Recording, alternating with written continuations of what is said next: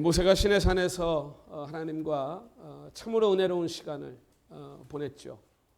하나님은 당신의 백성들에게 법을 만들어 주셨고 또 그들을 이 땅에서 정말 존귀하고 영광스러운 당신의 것으로 삼아서 이제 이 땅에 그런 버림받은 이제 하나님을 알지 못하는 멸망당할 수밖에 없는 그 인류와는 완전히 구별된 정말 영광스럽고 멋진 하나님의 백성을 지금 만들어 주겠다고 약속하시고 그 백성에게 놀라운 은혜를 베풀고 계셨어요. 자, 그런데 산 아래서는 참 기가 막히게도 이 백성들이 우상 숭배를 행하고 있었습니다.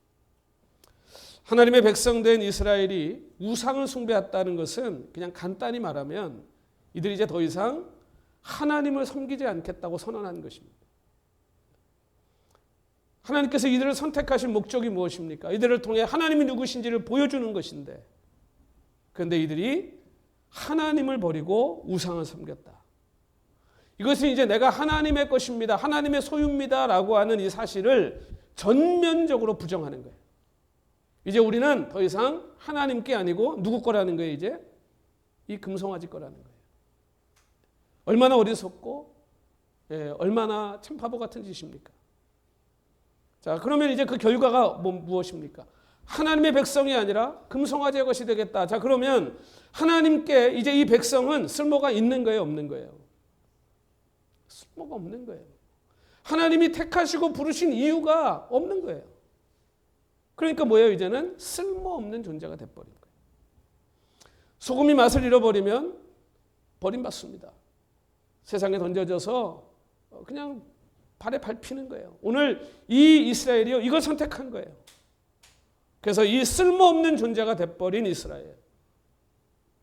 그래서 이 이스라엘을 하나님이 내가 완전히 없애버리겠다 그렇게 말씀합니다. 그래서 모세가 하나님의 은혜를 의지하고 하나님의 약속을 붙들고 하나님의 이름의 그 영광을 위해서 다시 이 백성들을 위해 기도하죠. 그리고 우리 하나님은 또 은혜를 베풀어서 그 기도를 들어주셨어요. 그래서 이 백성을 내가 멸망시키지 않겠다. 이 하나님의 은혜로운 약속을 이제 모세가 받고 산에서 내려옵니다. 그 산에서 내려와서 보니 참 기가 막힌 풍경이 펼쳐지고 있는 거예요. 금송아지를 떡 만들어 놓고, 이스라엘 백성들이 뭐 했다고 그랬어요? 이 금송아지 만들어 놓고 뛰어 놀고 있는 겁니다. 뛰어놀고. 정신이 없는 거죠. 모세가 이 죄를 보고 어떻게 그냥 넘어갑니까, 이걸? 모세가 뭘 해야 되겠습니까? 이 백성들의 상태를 보고 지금 뭘 해야 되겠어요, 모세가?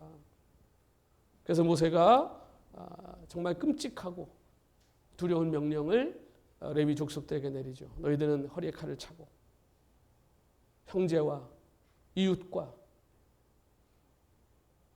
너희 그 진 안에서 이스라엘의 식구들이 보이는 대로 칼로 그들을 죽이라. 그리고 그 일이 실제로 벌어집니다. 그래서 오늘 본문이 참 우리의 마음을 무겁게 하는 말씀으로 시작되죠.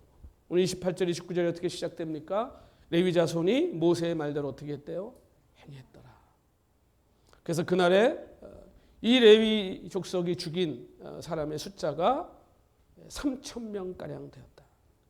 그들이 죽임을 당했대. 그런데 모세가 그 일이 있고 나서 뭐라고 말하냐 하면 각 사람이 자기의 아들과 자기의 형제를 쳤으니 오늘 여호와께 헌신하게 되었느니라. 그가 오늘 너희에게 복을 내리시리라. 자, 이 말을 여러분 우리는 사람 중심 인본주의로 해석하면 이건 이해도 안 되고 이건 받아들일 수도 없는 얘기예요. 형제를 죽이고 이웃을 죽였는데 이것이 하나님께 복을 받았다. 여러분, 이스라엘은 애굽을 떠난 후에 이 우상숭배라고 하는 최악의 범죄를 저지릅니다. 이 우상숭배는 하나님이 가장 미워하시는 범죄입니다. 이건 에덴 동산에서 아담이 선악과를 따먹은 것과 정확하게 일치하는 무게의 범죄입니다. 하나님의 통치를 받지 않겠다는 것입니다. 하나님이 주신 내가 하나님과 맺은 모든 약속을 내가 거부하겠다는 것. 그리고 나서 죄를, 이 엄청난, 이 사악한 죄를 저지르고 나서 이스라엘이 경험하는 것은 이 뼈저리는 아픔, 고통. 금송아지를 만들어 놓고 마땅히 하나님께 드려야 될 경배를 번쩍거리는 송아지 형상에 다 갖다 바쳐버렸어요. 이 죄가 얼마나 크고 끔찍한지를 알지 못하는 한 이 백성은 앞으로 쓸모가 없습니다. 이 죄를 깨닫지 못하는 백성이 앞으로 어떻게 하나님을 이 세상 가운데 보여주고 어떻게 하나님의 영광을 이 땅 가운데 선포하고 나갈 수 있겠어요? 이 죄의 문제는요, 반드시 해결돼야 돼요. 그것이 얼마나 끔찍한 죄인지도 모르고 콧노래를 부르며 뛰어놀던 이 백성들의 노랫소리가 뭘로 바뀝니까? 탄식과 절규와 비명소리로 바뀌는 거예요. 이 약한 백성들은 자신들이 한 약속을 헌신짝 버리듯이 버려버렸어요. 하나님의 은혜를 거부한 것입니다. 그 즉시로 이들의 삶은 지옥이 되고 마는 거예요. 여러분, 우리가 죄의 달콤함 앞에서요, 그냥 잠깐 그 기쁨, 뛰어노는 그 즐거움, 그거에 혹해가지고 하나님을 잃어버리고 하나님의 말씀을 경홀히 여기는 순간, 여러분, 우리의 삶은요, 그 뛰어노는 잔치의 자리가 곧바로 통곡과 절규의 자리가 된다는 것을 기억해야 돼요. 큰 교훈을 받아야 돼요, 저희들이. 이 이스라엘의 우상 숭배, 이 일로 인해서 레위 족속에게 내려진 이 무거운 명령을 오늘 우리가 어떻게 이해하고 오늘 이것을 통해서 우리가 하나님의 어떤 음성을 들어야 되는가 하는 거예요. 우리는 하나님의 은혜를 입은 하나님의 백성이 마땅히 하나님께 드려야 될 경배를 다른 것에게 주어버렸을 때 이게 얼마나 큰 죄악인지를 하나님이 어떻게 깨닫게 하셨는지를 봐야 됩니다. 이게 지금 오늘 이 본문의 핵심적인 이야기예요. 여러분, 하나님은요, 이 죄에 대해서 얼마나 단호하고 신속하게 징계하셨는지 몰라요. 심판하지 않은 게 다행이죠. 여러분, 심판은 끝이에요. 심판당하면 이후가 없어요. 심판당하면 이제 이스라엘 백성은요, 끝장이에요. 오늘 저와 여러분이 하나님의 그 은혜가 없었다면 오늘 우린 이 자리에 아무도 없습니다. 그렇죠? 죄에 대한 하나님의 처분은 심판입니다. 그런데 하나님께서 은혜를 베푸셔서 그 심판을 무엇으로 바꿔요? 징계로 바꾸시는 거예요. 징계, 이 디스플린. 그래서 여러분, 우리가 자식들이 잘못하면요, 매를 치죠. 밖에다 갖다 버리진 않아요. 왜 칩니까? 살리려고. 자식이니까, 사랑하니까. 이 3,000명이 죽어나가는 일이 참 비극이고 마음 아픈 일입니다만, 여러분, 이스라엘 백성 200만을 생각하면요, 정말 적은 숫자 아닙니까? 우리 하나님은 당신의 백성들을 괴롭히는 하나님이 아니에요. 여러분, 오해하시면 안 돼요. 그래서 신명기에 보면요, 하나님께서 당신의 백성들을 얼마나 끔찍히 사랑하고 얼마나 복을 주기 원하시는지가 나옵니다. 신명기 28장은 오늘 이 땅에 살아가는 사람의 인생이 딱 두 가지 부류밖에 없다는 걸 강력하게 보여주는 성경이에요. 자, 1절과 15절이 그래서 중요한데, 자, 1절에 보면 오늘 뭐라고 말씀합니까? 내가 내 하나님 여호와의 말씀을 삼가 듣고 내가 오늘 내게 명령하는 그의 모든 명령을 지켜 행하면 내 하나님께서 너를 세계 모든 민족 위에 뛰어나게 하실 거예요. 그러면서 어떻게 뛰어나게 하실 건지에 대한 복을 쫙 얘기하시는 거예요. 이렇게 복을 주고, 이렇게 너희를 내가 지켜주고, 이렇게 너희가 최고가 되게 하고. 그러니까 거기 조건이 있죠. 뭡니까? 하나님의 말씀을 지키고 듣고 순종하고 행하는 거예요. 자, 그런데 그것이 끝이 아닙니다. 그렇게 안 하면 15절에 가면 오늘 신명기에 이렇게 말씀해요. 내가 만일 내 하나님 여호와의 말씀을 순종하지 아니하며 내가 오늘 내게 명령하는 그의 모든 명령과 규례를 지켜 행하지 아니하면 이 모든 저주가 내게 임하며 내게 이를 것이니. 여러분, 이 세상은 그래서요, 중간은 없는 거예요. 오늘 우리는 하나님 말씀에 순종해서 복을 받든지, 아니면 하나님 말씀을 끝까지 거역하고 고집 부리고 불순종하다가 저주를 받든지, 둘 중에 하나인 겁니다. 우리 행복한 교회 성도님들은 지금 복을 받고 계십니까? 아멘. 우리는 복을 받도록 만들었어요. 근데 그 복을 받으려면 뭐래요? 하나님 말씀에 순종하고 그 말씀을 행해야 돼요. 왜? 하나님 거니까. 이 세상의 축복의 길은요, 하나님의 소유가 되는 거예요. 그거 말고는 없어요. 자꾸 어디 딴 데가 찾으려고 그러지 마세요. 없어요. 없다니까요. 하나님께 속하는 것밖에 없어요. 그런데 세상은 자꾸 우리를 유혹하죠. 너 요거 하면 행복해질걸? 너 요거 하면 좋아질걸? 네 기분 좋아질걸? 하나님께 순종의 복을 받든지 아니면 불순종의 저주를 받든지 둘 중에 하나입니다. 중간은 없습니다. 하나님이 택하신 백성에게 우리가 가야 할 길은 그래서 오직 하나예요. 하나님께 순종하는 거예요. 그래서 여러분, 성경이 제사보다 순종이 낫다고 얘기하는 거예요. 왜? 이 순종이 곧 축복이기 때문에. 여러분, 순종의 복을 받고 누리시는 저 여러분 되시기를 소원합니다. 여러분, 모세가 웨리스사람들에게 내린 이 명령이 인간적으로 보면 얼마나 끔찍한 일입니까? 형제를, 이웃을 칼로 치래요. 여러분, 레위 족속들이 명령을 받았을 때 얼마나 갈등이 됐을까요? 정말 두렵고 무서운 일 아닙니까? 레위 사람들이 자기에게 내려진 이 무거운 명령을 이게 인간적으로 그냥 받아들였다면, 이걸 인간적으로 해석했다면 어떻게 될까요? 못하죠. 그거 어떻게 합니까? 그걸. 어제까지 함께 떡을 떼고 나눴던 그 이웃들, 친구들, 형제들 어떻게 죽입니까? 더구나 여러분, 이 레위 족속은 이 죄에 가담 안 했습니까? 온 백성이 하나가 돼서 그 짓을 했잖아요. 금송아지 섬겼잖아요. 다. 아론부터 시작해서 예외가 없었잖아요. 자기도 지은 죄. 그런데 그 심판의 칼을 들으라고 명령했을 때 이 레위 족속이 그 칼을 드는 거예요. 자, 이건 뭡니까? 하나님의 명령에 순종하는 거예요.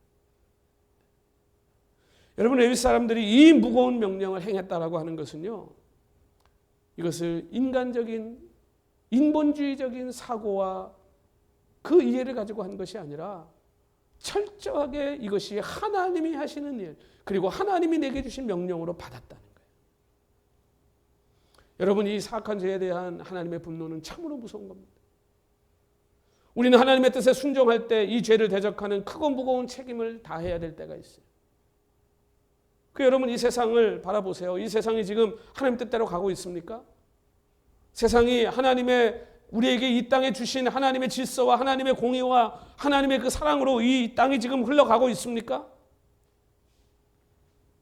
레위인들이 칼을 빼든 것이 아까 말씀드렸습니다만 이 인본적인 이 사고로, 무슨 정치적인 이런 이해로 이해가 됩니까? 이게 해결이 되겠습니까? 이게 여러분, 오늘 우리가 이 땅에 다 누굽니까? 왕 같은 제사장, 그렇죠? 제사장이 누굽니까? 레위 족속이에요. 그러니까 여러분, 우리는요 지금 이 시대에 다 레위인들이에요. 하나님의 특별한 부르심을 받은 자들이에요. 그래서 오늘 우리의 손에 또 칼이 들려 있어요. 그게 뭐예요? 성경이 우리 손에 지금 들려 있는 칼이 뭐라고 얘기하는 거예요? 말씀, 성령의 검. 그러니까 여러분, 오늘 우리도 이 땅에서 이 말씀의 검, 이 성령의 검을 지금 내리쳐야 될 때가 있다는 거예요. 무엇을 향해? 세상에 불의하고 세상에 거짓되고 세상에 하나님을 대적하는 그 모든 것들을 향해서 오늘 우리가요 이 칼을 칼집에 꽂으면 안 된다는 거예요. 그걸 들고 내리쳐야 돼요. 그래서 우리가 이 영적인 칼로 하나님을 대적하는 이 세상의 모든 이 사단의 세력들을 오늘 우리도 치도록 명령을 받았다. 그럼 우리가 이걸 인간적인 생각으로, 인간적인 이해로 어떨 때는 치고 어떨 때는 치지 않고 하면 됩니까? 안 됩니까? 갈등이 되죠. 우리 손에 쥐어진 이 날카롭고 예리한 이 말씀의 검, 여러분 이걸 좋아하는 세상이 어디 있어요? 이걸 기뻐하는 사람이 어디 있어요? 다 싫어하잖아요. 여러분 목회할 때도요, 제일 쉬운 게 뭔지 아세요? 당신은 사랑받기 위해 태어났습니다 하는 거예요. 제일 쉬워. 왜? 그거 싫어하는 사람 아무도 없어요. 훌륭하십니다. 하나님이 얼마나 사랑하시는지. 무슨 짓을 해도 다 사랑해 주는 거 여러분 제일 쉬워요. 자식들 키워보셨죠? 자식들 사랑해 주는 게 쉬우세요? 야단치는 게 쉬우세요? 여러분, 자식을 야단 안 치고 사랑만 해주는 부모는요, 직무유기예요, 직무유기. 하나님이 맡기신 그 사명을 다하지 않는 거예요. 레위인들이 무기를 누구한테 사용했는지 한번 보세요. 형제들과 이웃이에요. 여러분, 이 치명적인 무기를 사용한 대상이 누구보다 자기들과 가까운 사람들이에요. 하나님을 대적하고 하나님 백성을 타락시키는 무서운 죄가 여러분 멀리 있는 게 아닙니다. 가까이 있습니다. 교회 안에는 이런 죄가 없을까요? 교회 안에는 이런 잘못과 이런 문제들이 없을까요? 근데 그거 다 용인하고 묵인하고 사랑으로 덮으면 여러분 교회가 교회 되겠습니까?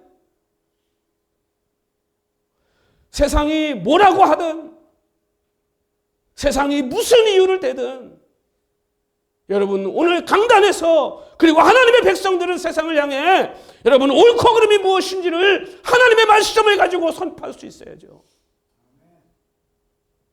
이건 내가 하든 말든 내게 주어진 선택이 아니에요. 이건 저는 그래서 이것을요, 하나님의 백성, 특별히 저는 주의 종이자 목사잖아요. 저는 이것을 하나님이 저에게 주신 숙명이라고요.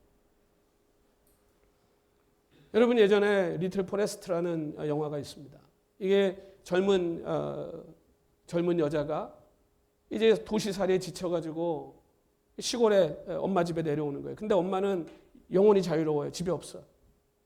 그러니까 그 빈집에 와서 그 옛날 시골 음식을 만들어 먹고 옛날 시골 친구들과 지내면서 힐링하는 그런 얘기예요. 그런데 이 우체부 아저씨가 매일 와서 엄마한테 오는 편지를 전해줘. 엄마 집에 없잖아요. 돌아오지도 않을 사람이에요. 그러니까 이제 하루는 이 주인공이 그 우체부한테 얘기합니다.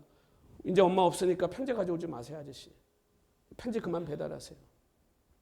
그러니까 이 우체부가 뭐랬는지 아세요? 가다가 다시 돌아와요. 그러더니 이렇게 얘기해요. 야, 편지가 엄마 주소로 오면 이 우체부는 사람이 있든 없든 좋든 싫든 이 편지를 배달해야 되는 책임이 있어. 이것이 우체부의 숙명이야. 그리고 편지를 주고 갑니다. 저는 그 대목에서요, 야, 우리 그리스도인들이 저 우체부만도 못하나? 여러분 오늘 우리가 이 세상에서 뭐라고 그랬습니까? 그리스도의 편지라고 그랬잖아요. 여러분 내가 이 편지를 전하지 않을 권리가 우리에게 있습니까? 하나님이 내 안에 말씀을 주셨고 하나님이 내 안에 무엇이 진리인지를 주셨는데 그걸 내가 환경에 따라서 때에 따라서 내 편리에 따라서 어떨 땐 전하고 어떨 땐 전하지 않고 어떨 땐 잘 숨겨두고 아니요. 그건 우리의 권리가 아니에요. 하나님이 우리에게 주신 편지는 전하라고 주신 거예요. 이것을 전하는 것이 오늘 저와 여러분의 숙명인 줄 믿으시기 바랍니다. 그러니까 하나님 우리를 이 땅에 보내신 이유잖아요. 오늘 교회를 하나님 이 땅에 세우신 목적이잖아요. 자, 아까도 말씀드렸습니다만 이 숙명을 받아들이는 것이요, 여러분 쉽지 않아요. 왠지 아세요? 책임이기 때문에. 성도들 목회할 때 제일 어려운 게 그거예요. 그거 그렇게 하시면 안 되는데. 그거는 아닌데. 그거 성경에서 그건 그렇게 하면 안 된다고 그랬는데. 그렇게 생각하시면 안 되는 건데. 그렇게 말씀하시면 안 되는 건데요. 그렇게 교회 행동하시면 안 되는 건데요. 여러분 이것만 안 하면요. 우리 교회가 최소한 한 100명은 되지 않았을까요? 다 싫어해요. 누가 좋아합니까? 근데 그거 안 하면 그게 교회입니까? 직무유기잖아요. 내가 나 좋아하는 사람들 모으려고 교회 하는 거예요? 하나님이 말씀하셨으면 해야 돼요. 선지자들이 왕 앞에 가서 당신 하나님 앞에 죄를 지었다. 나단이 다윗 앞에 가서 그 얘기하는 것이 쉬웠을까요? 목 내놓고 하는 거잖아요. 오늘 우리가 세상에서 하나님 말씀을 전한다는 게 그런 거예요. 불편해하는 사람이 있어요. 싫어하는 사람이 있어요. 그래서 안 합니까? 안 해도 됩니까 그럼? 여러분, 금송아지를 만든 게 그 우상숭배의 그 깊이 들어가 있는 정신이 뭡니까? 나를 위한 거잖아요. 오늘 모세가 뭐라 그래요? 자기들을 위해 송아지를 만들었대잖아요. 이게 우상숭배의 가장 중요한 핵심적인 정신이에요. 이 스피릿이에요.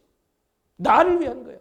여러분이가 아무리 하나님 얘기 떠들고 예수님 얘기 떠들고 뭐 떠들어도요, 나를 위해서 하는 건요, 다 금송아지인 줄 믿으시기 바랍니다. 세상에서 욕을 먹어도, 사람들이 불편해하고 싫어해도 하나님을 기쁘시게 해야죠. 하나님이 주신 말씀을 전해야죠.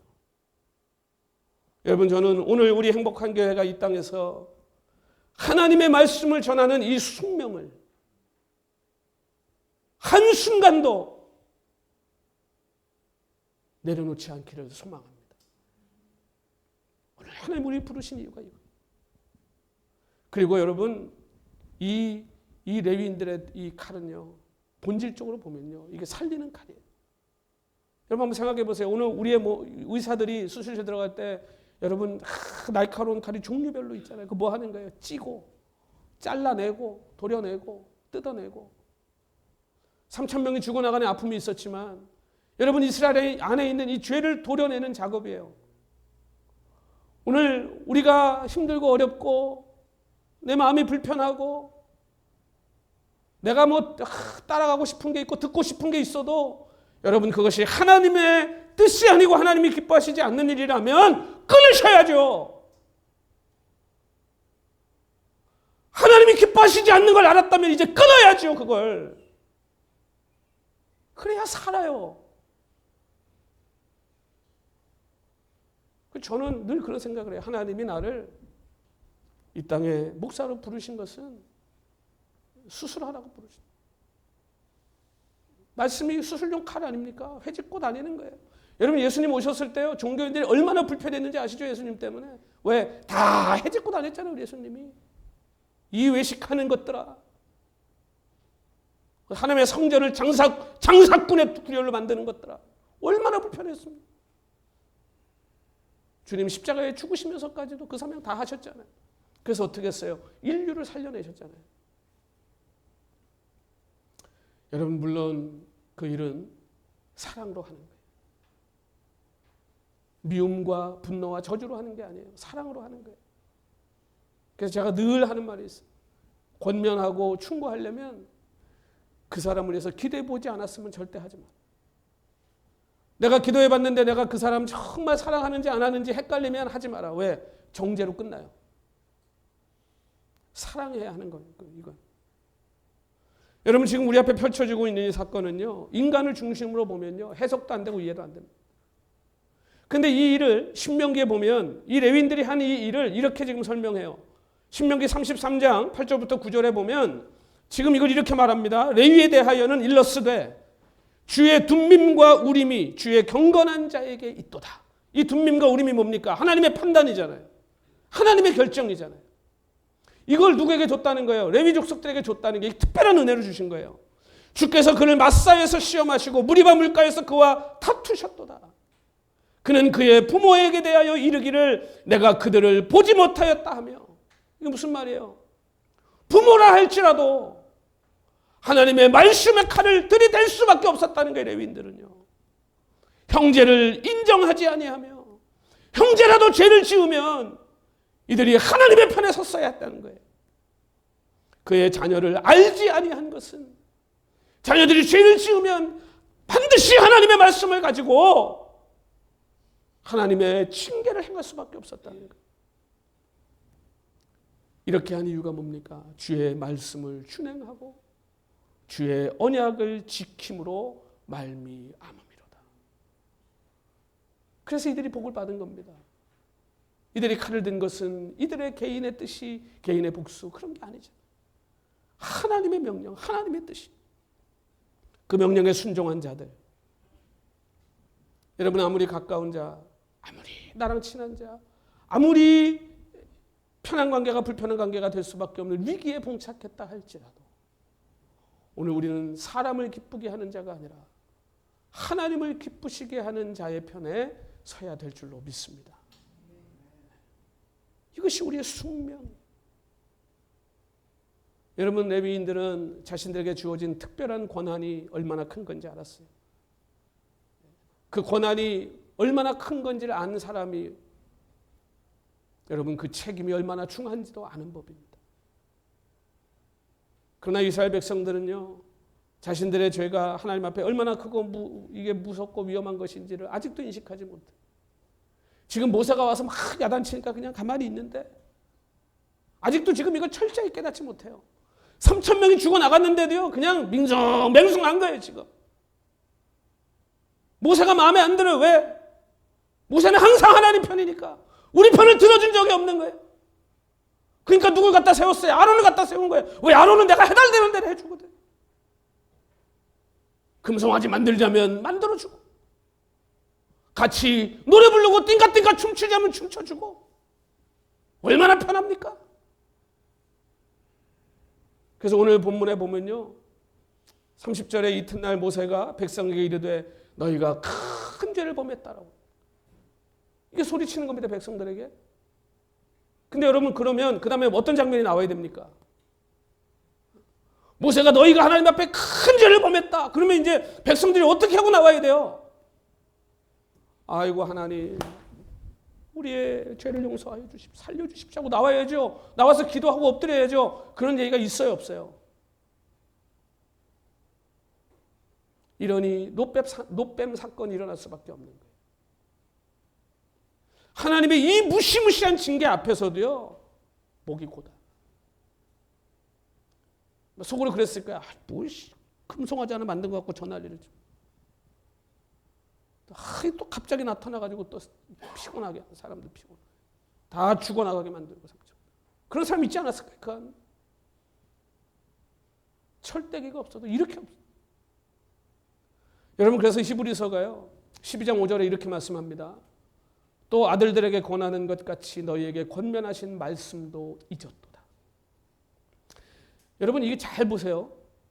아들에게 권하는 것처럼 너희에게 권한, 이게 뭐겠습니까? 여러분, 자식들한테 훈계하고 가르칠 때 여러분 그냥 그냥 귀찮아서 할 수 없이 그냥 이게 여러분 학교 선생들은 그렇게 할 수 있어요. 왜? 지 자식이 아니잖아요. 그냥 건성으로 야단치고 건성으로 가르칠 수 있습니다.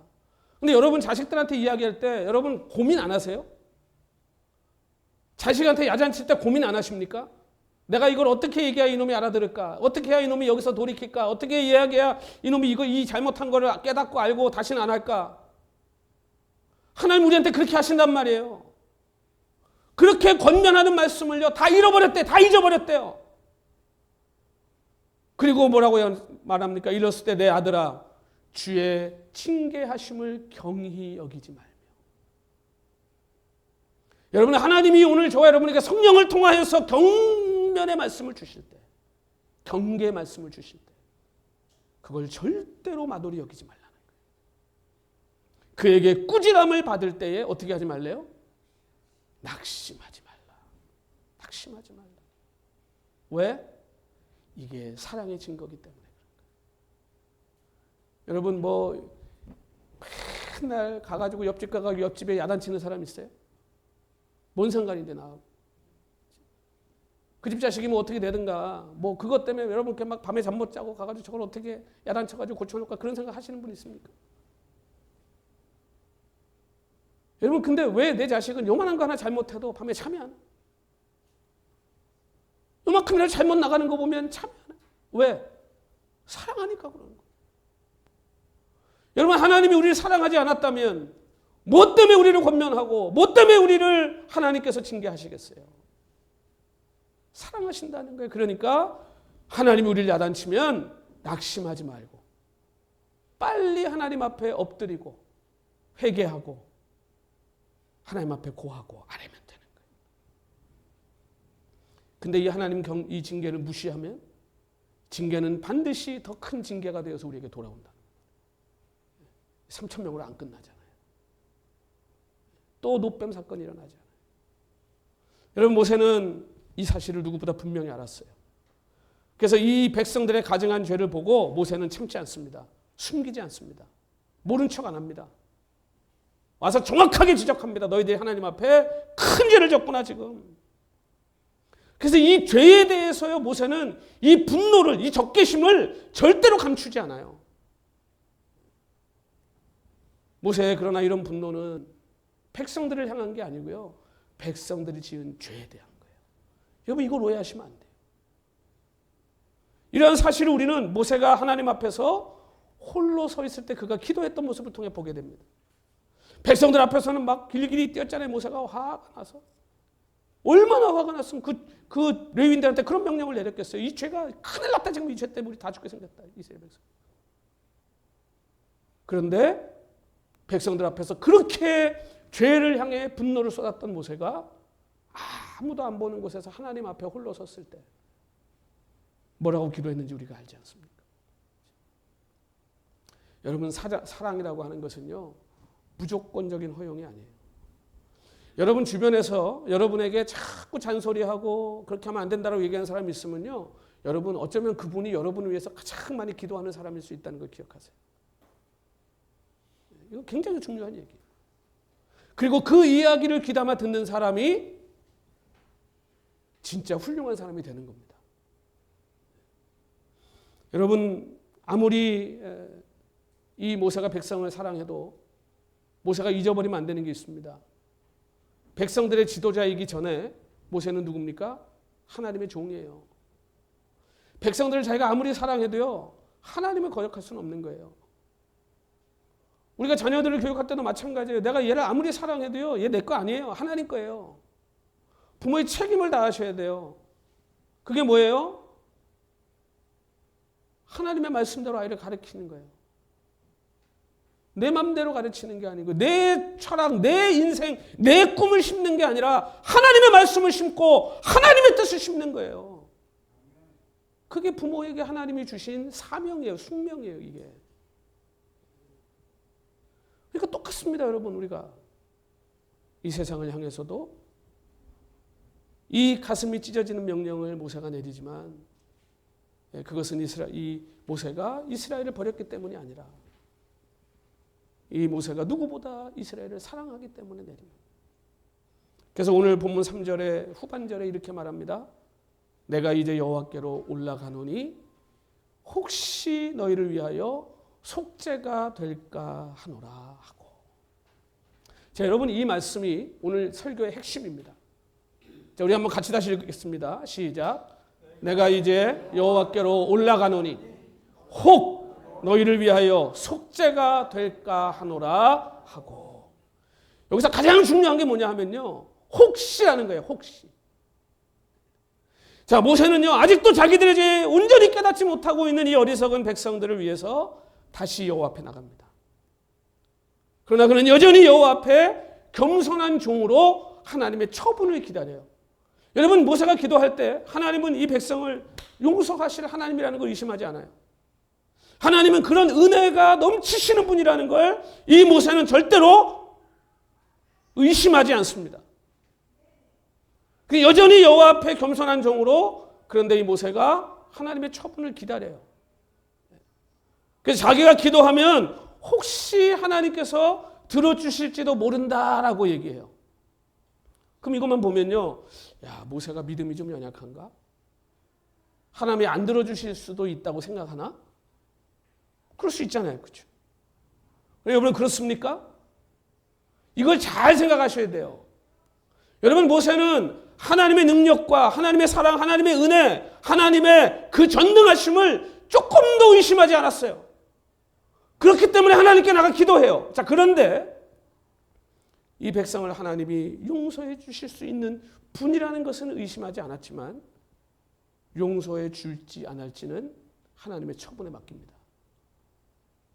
여러분, 이게 믿음입니다. 여러분, 이것이 바로 다니엘의 세 친구가 기도했던 그리 아니하실지라도의 기도예요. 이 믿음이에요. 여러분 아시지만 저는 아주 어릴 때부터 제 이 신장 때문에 이 고통, 이 통증에서 하나님 벗어나게 해달라고 평생 기도하고 살았어요. 저도 기도할 때마다 하나님이 왜 이걸 계속 이렇게 아프게 힘들게 하실까? 어떨 때는 하나님이 나 사랑하지 않나? 뭐 그런 생각할 때도 있었어요. 근데 여러분 이제 철이 들고 깨달았어요. 그걸 들어주시고 안 주시고는 하나님의 주권이에요. 여러분 그건 여러분이 월권하시면 안 되는 거예요. 당신의 병이 나을지어다. 하나님이에요? 오늘 비즈니스가 갑자기 좋아져가지고 당신이 부자가 될지어다. 저는 이런 기도 막 선포하고 다니는 주의 종들 보면요. 하나님 앞에 무서워 죽겠어요. 하나님이에요? 그걸 자기가 정해요? 여러분 하나님의 뜻을 여러분이 다 안다고 생각하세요? 하나님의 섭리는요. 누구도 모르는 거예요. 안 들어주시면 안 들어주시는 이유가 있는 거예요. 그러면 하나님이 사랑하지 않는 겁니까? 여러분 우리 아이들이 철이 없으면 어떻게 해요? 아빠 이거 해줘 저거 해줘 엄마 이거 해줘 저거 해줘 안 해주면 뭐라 그래요? 아빠는 나 사랑 안 해. 엄마는 나 미워해. 철이 들면 이해하기 시작하죠.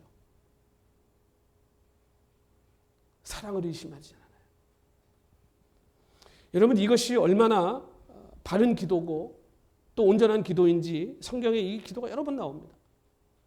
이것이야말로 온전한 믿음을 따라하는 기도예요.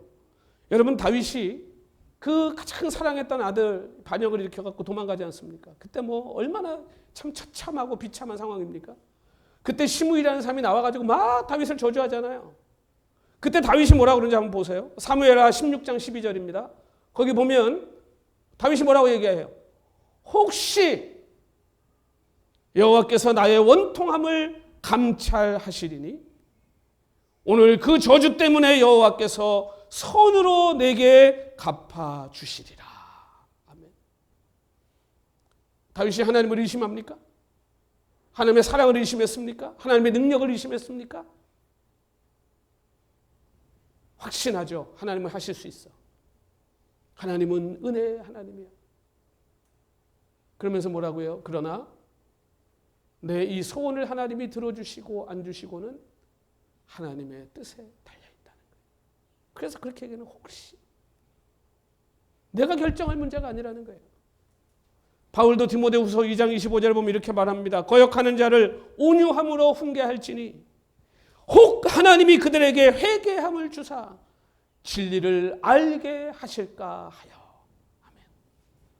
여러분 저도 목사지만요. 제가 어디 가서 설교하고 제가 제 주변에 안 믿는 사람 많습니다. 지금도 아직도 한국에 안 믿는 내 친구놈 있어요. 제가 결혼 주례한 커플 중에서요. 아직도 교회 안 나가는 애들 있어요. 근데 오늘 아침에 저한테 카톡이 왔어요. 사진하고. 자기 동생 교회를 오늘 나가서 예배 드렸대요. 제가 몇 년 기도했는지 알았어요? 3년 기도했어요. 3년.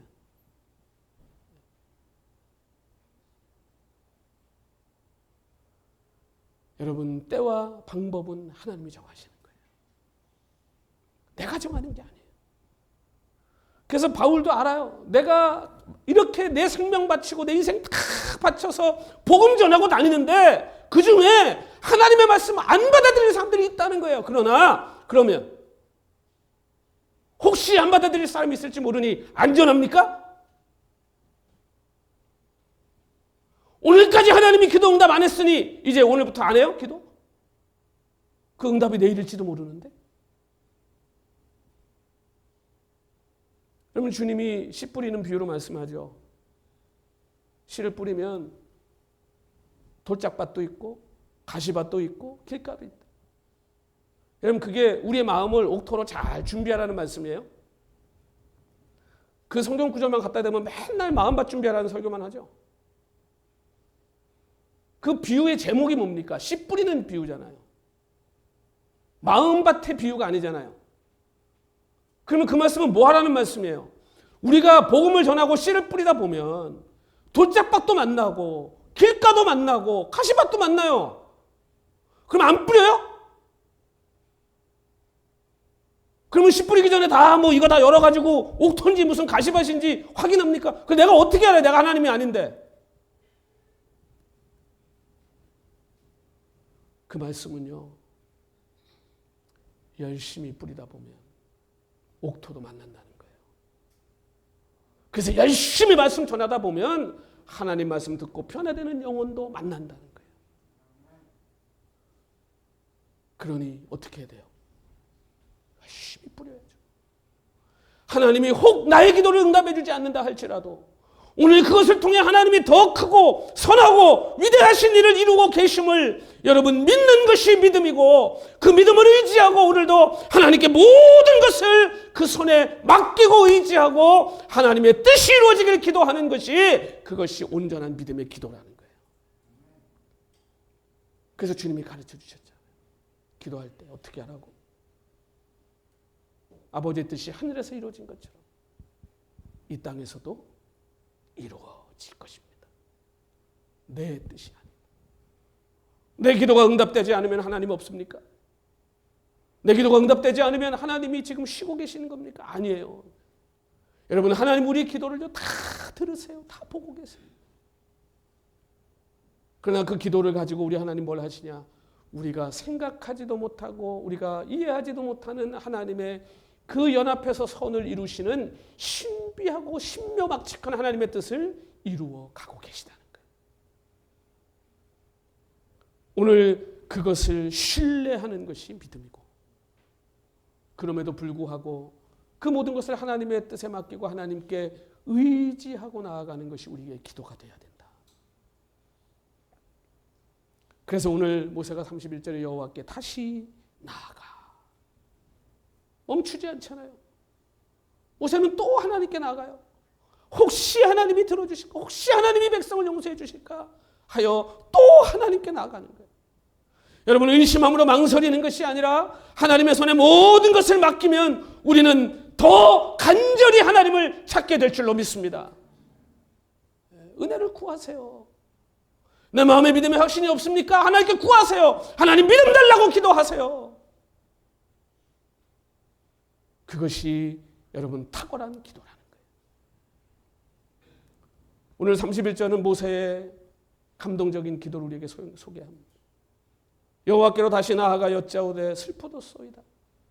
이 백성이 자기들을 위하여 금신을 만들어 싸우니 큰 죄를 범하였나이다. 그러나 포기하지 않습니다. 하나님을 신뢰하기 때문에 이 기도가 가능한 거예요. 그러나 이제 그들의 죄를 사하시옵소서. 그렇지 아니하시오면, 이거 뭐예요? 지금 하나님이 용서하지 않을 수도 있다는 걸 전제하는 거 아니에요? 지금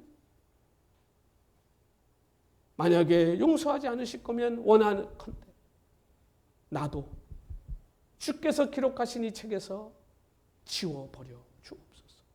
무슨 얘기입니까? 이 이스라엘 백성과 운명을 같이 하겠다는 거예요. 하나님 나만 쏙 건져내서 구원해 주시는 거 나 이거 받아들일 수가 없다. 하나님 그냥 나도 같이 멸망시켜버려. 나도 이 백성들과 같이 하나님 취급해 달라는 거예요. 그러니 하나님 뭐라고 얘기하세요? 죄 있는 자는 징계를 받을 것이다. 죄의 문제가 해결되어야, 그리고 이 죄의 문제가 없는 자는 징계를 받지 않는다는 거예요. 여러분, 우리 하나님은요 공의로우신 하나님이에요. 의로우신 하나님. 사랑스러운 우리 행복한 교회 성도님들, 이 이스라엘에 내린 끔찍한 비극이 우연히 일어난 겁니까? 아니면 우리가 믿는 하나님이 무슨 그리스 신화에 나오는 심술궂은 신들 같아서 그 신의 장난으로 일어난 일입니까? 이것은 우상 숭배라는 명백한 죄에서 이제 생긴 거 아니에요? 이스라엘 백성들의 실패, 반역. 여러분, 우리 하나님이 당신의 백성들을 괴롭히는 분입니까? 어렵게 하시는 분입니까? 여러분, 잠언 16장 7절에 보면요 이런 말씀이 있어요. 사람의 행위가 여호와를 기쁘시게 하면 그 사람의 원수라도 어떻게 하신대요? 그와 더불어 화목하게 하신대요. 우리가 하나님을 기쁘시게 하면요, 내 주변의 원수들까지도 나랑 화목하는 자들이 만들어진대요. 반대로 얘기하면 뭐예요? 내가 하나님을 분노하게 하면 내가 사랑하는 형제 이웃도 뭐가 된다는 거예요? 원수가 되는 거예요. 여러분, 하나님께 순종하며 그분께 기쁨을 드리면 오늘 우리의 삶이 하나님의 통치가 이루어지는 천국이 될 줄로 믿습니다. 하나님 말씀에 불순종하면서 행복하게 살아보겠다, 여러분, 그것처럼 어처구니 없는 일이 없는 겁니다. 하나님을 기쁘시게 해야 오늘 우리의 인생이 천국이 되고, 우리가 하나님을 기쁘시게 해야 우리의 인생도 기쁨이 넘치고, 오늘 우리 하나님을 춤추시게 하면 오늘 우리의 인생이 춤추는 인생이 될 줄로 믿습니다. 말씀의 파수꾼이요, 복음의 나팔수로 오늘 이 숙명을 외면하지 않고 오늘 어디를 가든지 어떤 상황, 어떤 환경에서도 여러분 복음 전하는 이 삶을 살아낼 때 오늘 하나님의 놀라운 기적과 역사가 우리의 삶의 현장에 일어나게 될 줄로 믿습니다. 주님을 끝까지 신뢰하십시오. 우리 하나님은 평안을 주고 은혜를 주고 복을 주시는 하나님입니다. 의심하지 마십시오. 그러나 그 복을 주고 평강을 주는 것은 하나님의 뜻, 우리 하나님의 주권에 달려있음을 여러분 잊지 마시고 겸손함으로 하나님 앞에 나아가서 그 하나님을 의지함으로 기도하시기 소망합니다. 우리 다 하나님을 신뢰해야 돼요. 하나님을 의지해서 오늘 우리도 하나님 앞에 이 모세처럼, 그리고 하나님이 사랑하셨던 수많은 믿음의 종들처럼 오늘 이 시대에 세상에 인정받는 사람이 아니라 하나님께 인정받고 하나님께 사랑받는 축복된 영광스러운 하나님의 종들 다 되시기를 우리 주님 이름으로 축원합니다. 오늘 우리 하나님 주신 말씀 생각하며 오늘 하나님이 나를 부르신 이유, 오늘 이 모래 같은 많은 인생 중에 하나님이 나를 예수 그리스도 믿고 알게 하신 이유, 그 뜻이, 그 목적이 어디에 있는지를 우리 한번 다시 새기며 우리 한번 찬송하고 결단하는 시간 갖겠습니다. 하나님의 부르심에는